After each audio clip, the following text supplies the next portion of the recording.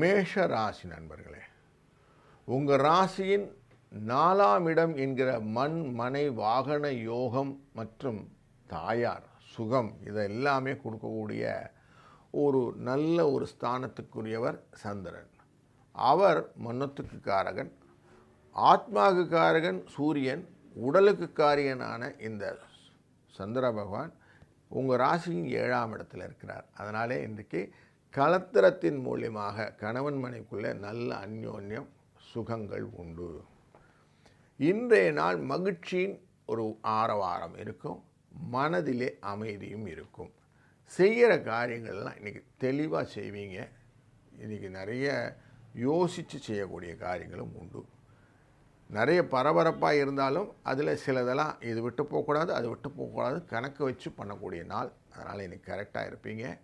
3, 6 இந்த அதிர்ஷ்ட எண்ணை பயன்படுத்துங்கள்.